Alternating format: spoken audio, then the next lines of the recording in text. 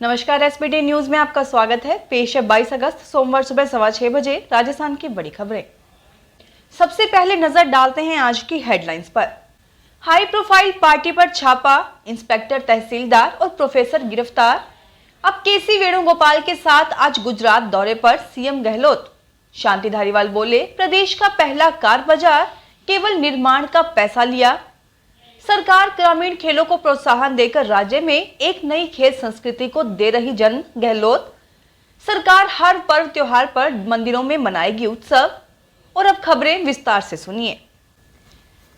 जयपुर में कमिश्नरेट की crime branch की टीम ने एक फार्म हाउस पर रेड डाली। वहां हाई प्रोफाइल डांस पार्टी के साथ 7 कैसीनो चल रहे थे। टीम ने 13 युवतियों समेत 84 लोगों को गिरफ्तार किया है। गिरफ्तार लोगों में एक कर्नाटक पुलिस का इंस्पेक्टर अंजया और तहसीलदार नाथ और कॉलेज प्रोफेसर केएल रमेश भी शामिल है। फार्म हाउस से 14 लग्जरी गाड़ियां और 23 लाख रुपए जब्त किए।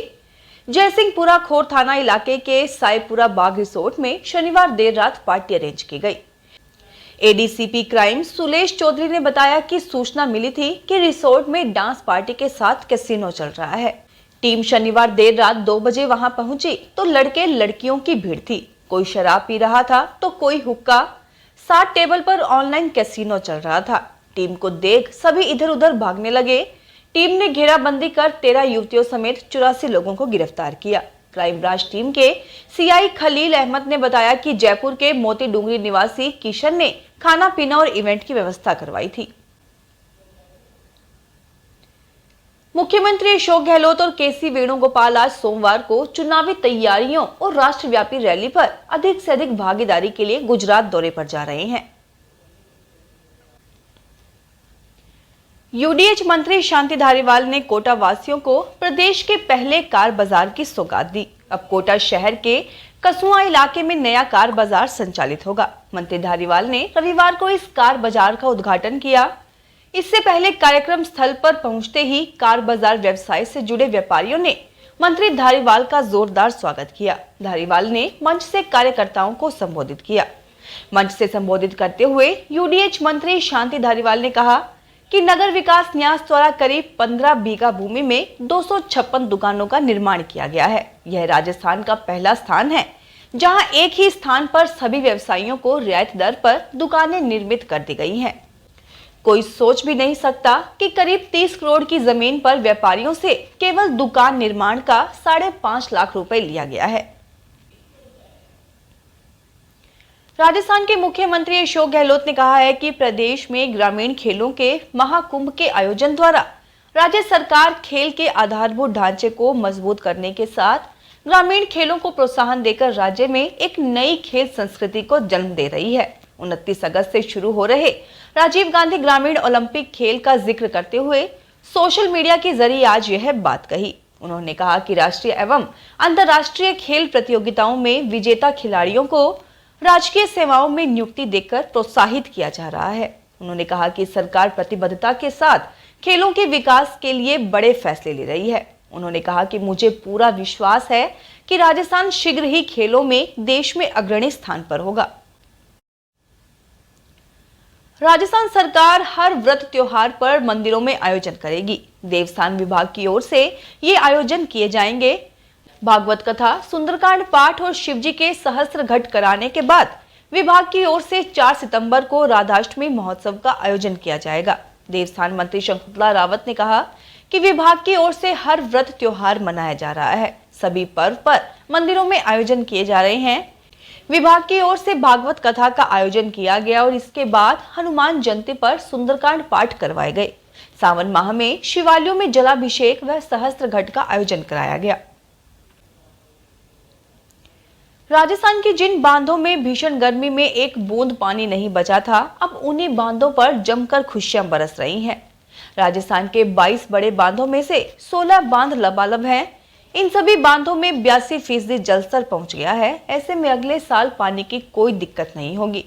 राजस्थान के बड़े बांध और तालाब सब लबालब हो गए हैं, जिसके बाद जल संकट दूर हो गया है। राज्य के 22 बड़े बांध जलयुक्त हैं, जिनमें से 16 बांधों में पानी की अच्छी आवक हुई है। पिछले साल इन बड़े बांधों में मानसून सीजन में सिर्फ 45% ही पानी था, लेकिन अब की बार जल स्तर 82% तक पहुंच गया है। झुंझुनू के खेतड़ी में संचालित हिंदुस्तान कॉपर लिमिटेड की सहायक कंपनी से हटाए गए कर्मचारी पिछले काफी समय से वापस लगाने की मांग को लेकर आंदोलन कर रहे थे। आंदोलन के अनशन में बदल जाने के बाद बैठकों का दौर शुरू हुआ।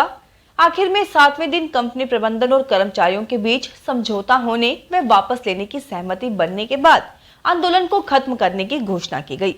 अनशन पर बैठे ठेका कर्मचारी को सीआई विनोद सांखला, पार्षद लीलाधर सैनी व कंपनी के मैनेजर प्रशांत शर्मा ने जूस पिलाकर अनशन तुड़वाया और जल्द ही काम पर वापस लौटने का आश्वासन दिया। दिल्ली के जंतर मंतर पर किसान कल से आंदोलन करेंगे। इसके लिए किसानों का दिल्ली पहुंचना शुरू हो गया है। दिल्ली पुलिस ने हरियाणा के टिकरी बॉर्डर पर सीमेंट के बैरिकेड्स लगा दिए हैं। यहां सुरक्षा के कड़े इंतजाम किए जा रहे हैं। राजस्थान सरकार ने अलग अलग आदेश जारी कर कनकांचल और आदि बद्री पर्वत क्षेत्र के सभी 46 खनन पट्टों को प्रीमेच्योर टर्मिनेट कर दिया है। अतिरिक्त मुख्य सचिव माइंस डॉक्टर सुबोध अग्रवाल ने बताया कि विभाग की ओर से सभी 46 खनन पट्टाधारियों को नियमानुसार सुनवाई का अवसर देने के बाद 18 अगस्त 2022 को खनन पट्टों के निरस्तीकरण के आदेश जारी किए हैं। उप सचिव माइंस नीतू बारूपाल के हस्ताक्षर से जारी सभी लीज पट्टों के निरस्तीकरण आदेश के साथ ही अब यह क्षेत्र पूरी तरह से खनन मुक्त हो गया है। अपनी 11 सूत्रीय मांगों को लेकर राजस्थान पशु चिकित्सा कर्मचारी संघ अब 22 अगस्त की जगह 29 अगस्त से तालाबंदी करेगा। पशुपालन मंत्री लालचंद कटारिया और प्रमुख शासन सचिव पीसी किशन से हुई संघ के प्रतिनिधि मंडल की वार्ता के बाद यह निर्णय लिया गया है। संघ के प्रदेशाध्यक्ष अजय सैनी ने कहा कि वार्ता में उनकी मांगों के निस्तारण के लिए 7 दिन का समय मांगा है। ऐसे में संघ ने मांगे पूरी नहीं होने पर 29 अगस्त से सामूहिक अवकाश पर जाने का निर्णय लिया है। साथ ही यह भी निर्णय लिया गया है कि आंदोलन के समानांतर पशु चिकित्सा सेवाएं और ऑन कॉल सेवाओं को भी बंद करते हुए पूर्णतः तालाबंदी की जाएगी। राजस्थान शिक्षक पात्रता परीक्षा की प्रोविजनल आंसर की जारी होने के बाद इसके फाइनल आंसर की और रिजल्ट का इंतजार है। रीट परीक्षा का फाइनल रिजल्ट कब जारी होगा, इसको लेकर आधिकारिक डेट अभी सामने नहीं आई है। हालांकि मीडिया रिपोर्ट्स की माने तो रिजल्ट जारी होने में अभी 1 हफ्ते से ज्यादा का समय है। बता दें कि बोर्ड द्वारा जारी आधिकारिक नोटिफिकेशन के मुताबिक रीट 2022 परीक्षा के माध्यम से राजस्थान के प्राइमरी और अपर प्राइमरी स्कूलों में शिक्षक के 62,000 रिक्तियों को भरा जाएगा। राजस्थान में करीब 2 साल के लंबे अंतराल के बाद छात्र संघ चुनावों की घोषणा होने के बाद कॉलेजों में एक बार फिर से छात्र राजनीति गरमाने के साथ ही परिसर में चहल पहल शुरू हो गई है। चुनाव लड़ने के इच्छुक छात्र नेता इन दिनों काफी सक्रिय दिखाई देने लग गए हैं, लेकिन वक्त के साथ अब चुनाव प्रचार का तरीका भी बदलने लग गया है। पहले जहां पर छात्र नेता कॉलेज में आकर नव आगंतुक छात्रों से मेल मिलाप कर समर्थन मांगा करते थे, उनके साथ छात्रों की बड़ी फौज हुआ करती थी। कॉलेज की दीवार बैनर व पोस्टरों से अटी रहती थी।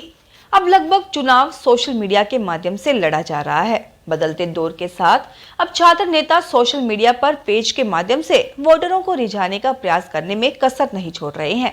दूसरी तरफ कुछ एक ने सोशल मीडिया पर छात्रों को अलग से ग्रुप भी बना लिया है, जहां रोज नए वीडियो व फोटो अपलोड किए जाकर सक्रियता दिखा रहे हैं।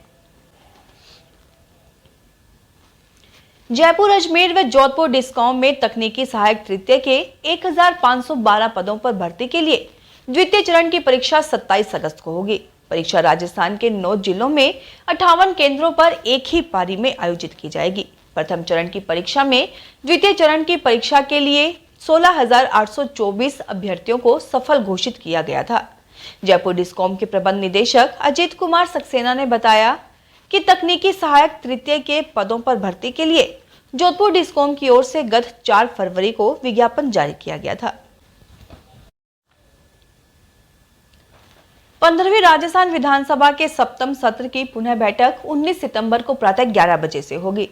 गौरतलब है कि 15वीं राजस्थान विधानसभा के सप्तम सत्र की बैठक 28 मार्च को अनिश्चितकाल के लिए स्थगित कर दी गई थी। इस संबंध में राजस्थान विधानसभा के सचिव महावीर प्रसाद शर्मा ने राजस्थान राजपत्र में 21 अगस्त को अधिसूचना प्रकाशित करवाई है। सत्र 4-5 दिन चलने की संभावना है। इसमें गहलोत सरकार की ओर से कई विधेयक पेश किए जाएंगे। राजस्थान के कृषि एवं पशुपालन मंत्री लालचंद कटारिया ने कहा कि जैविक कृषि उत्पादन के माध्यम से किसानों की आय में वृद्धि के लिए राज्य सरकार लगातार प्रयास कर रही है। कृषि मंत्री ने कहा कि जैविक खेती करने वाले किसानों को उनकी फसल का 20% MSP अधिक दिलाने के लिए केंद्र सरकार को प्रस्ताव बनाकर भेजा जाएगा। इसके अलावा प्रदेश को पूर्ण जैविक राज्य बनाने और गो पालन को बढ़ावा देने के लिए पशुपालकों को भी प्रोत्साहित किया जाएगा। फिलहाल इस बुलेटिन में इतना ही। फिर हाजिर होंगे और बड़ी खबरों के साथ। अगर आप भी अपने आसपास की छोटी बड़ी और महत्वपूर्ण खबरों से अपडेट रहना चाहते हैं तो सब्सक्राइब कीजिए हमारे चैनल SPT न्यूज को और प्रेस कीजिए बेल आइकन पर।